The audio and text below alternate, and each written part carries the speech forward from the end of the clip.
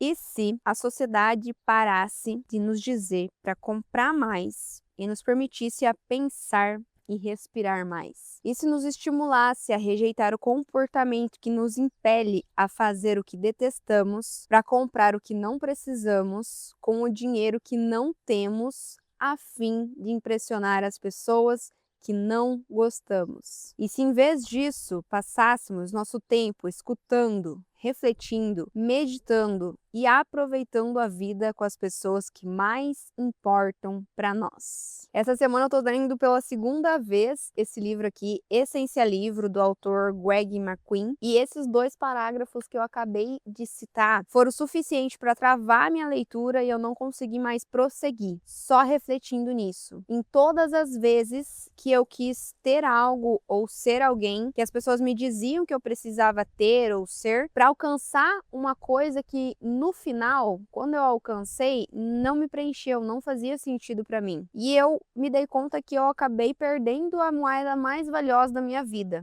que é o tempo. Isso resume toda a minha vida até o ano passado. Eu entrei para o marketing digital com 20 anos e logo de cara eu me deparei com essa fórmula de sucesso, a qual você precisa entregar tudo para ter resultado. Abrir mão da sua saúde física, mental, da sua família, de momentos únicos que não voltam mais. E por 5 anos eu vivi isso, acreditando fielmente que esse era o segredo do sucesso. Só que eu cheguei num momento da minha vida que eu me dei conta que as coisas não faziam mais sentido, eu estava vivendo sem propósito. Eu entrei para o digital para ter uma liberdade e eu estava vivendo uma rotina qual não me possibilitava eu simplesmente sair de dentro de casa, pôr o pé na grama, ver o pôr do sol, aproveitar com as pessoas que eu amava. E aqui já entra no primeiro passo, na primeira parte do livro do Essencialismo, o qual ele fala que a gente deve escolher conscientemente aquilo que a gente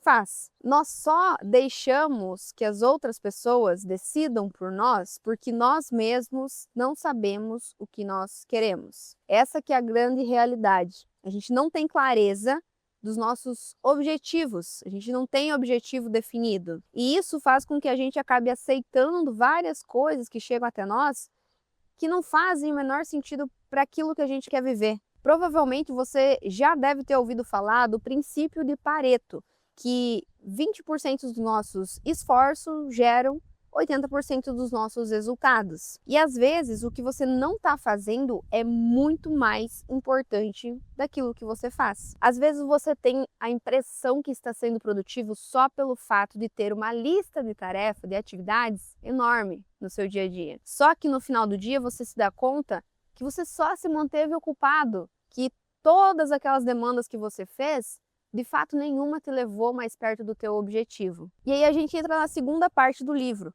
que é conseguir discernir aquilo que é vital daquilo que é trivial. A gente precisa ter um olhar estratégico em conseguir enxergar aquilo que faz sentido para nossa vida daquilo que não faz. Você não precisa estar disponível o tempo todo, você não precisa dar conta de tudo, você não precisa comprar tudo o que falam para você comprar, você não precisa ser tudo o que te falam para ser. Você precisa ter clareza das coisas vitais que fazem sentido para a sua vida. E a gente precisa parar de negligenciar as coisas básicas que, em meio ao mundo tão acelerado, frenético, ansioso, hoje são consideradas como um luxo. Por exemplo, ter uma boa noite de sono, ter tempo de qualidade com a família, ter tempo para brincar, para pensar, para meditar. Porque quem não tem tempo de pensar não vai alcançar um resultado desejado. Porque a pessoa está tão no automático que ela não tem tempo de pensar fora da bolha, em pensar como vai mudar. A melhor coisa que eu fiz para colocar isso em prática na minha vida foi listar requisitos. O que são esses requisitos? Coisas inegociáveis na minha vida. A primeira delas, e a principal, é a minha qualidade de vida. Então, tudo aquilo que afeta, de certa forma,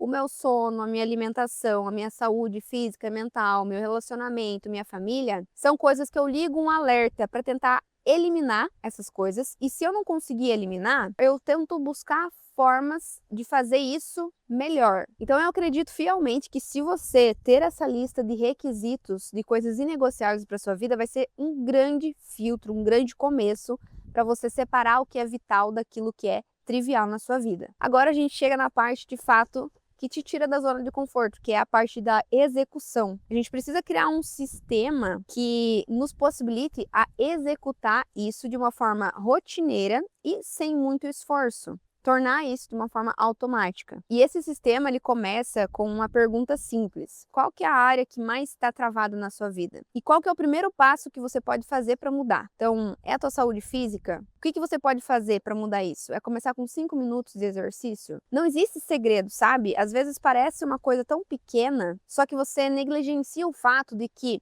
todas essas ações pequenas, elas vão somar e vão dar vida ao resultado grandioso que você quer.